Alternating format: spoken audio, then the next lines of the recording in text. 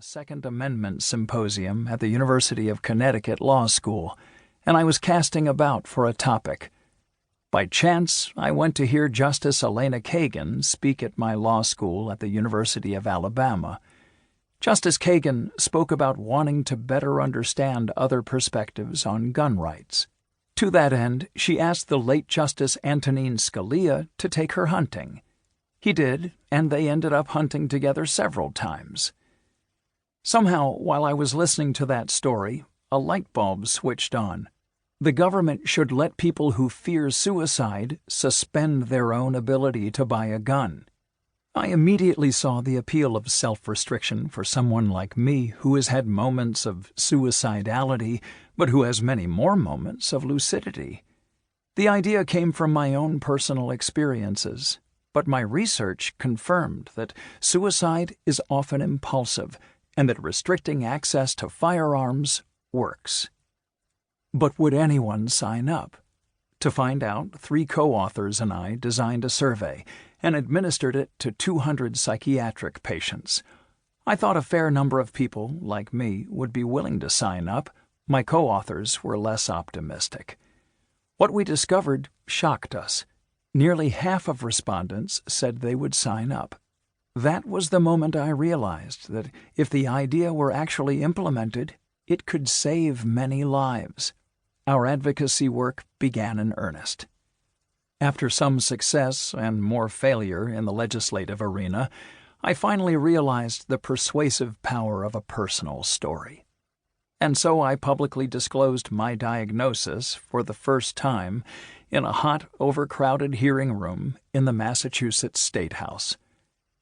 House Bill 3611 would allow people who fear suicide to put distance between themselves and firearms. The greatest virtue of the bill is that it is voluntary. No one is affected who doesn't want to be.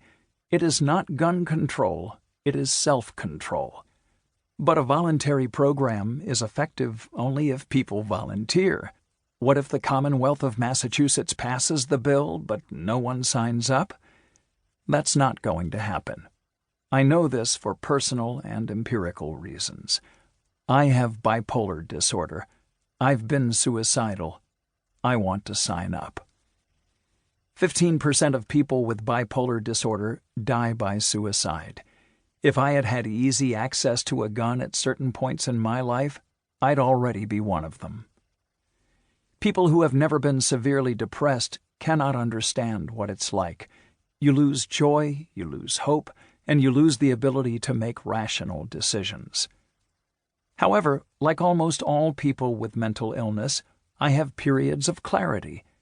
During these periods, I want to protect myself against future dark days. Gun policy and mental health look different from the inside.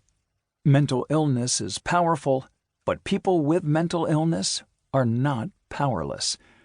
Our proposals reflect that perspective and build on the notion that the government can reduce gun deaths by creating new choices for all individuals with and without mental illness.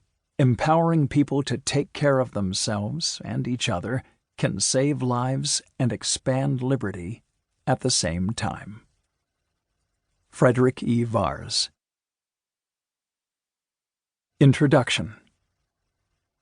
The problem of gun violence is enormous, but as of 2020, the political pendulum has begun to swing in favor of solutions, at least at the state level. Nearly 40,000 people in the United States died from a firearm-related injury in 2016. Well over half of those were suicides. This accounts for an outsized proportion of violent gun deaths globally.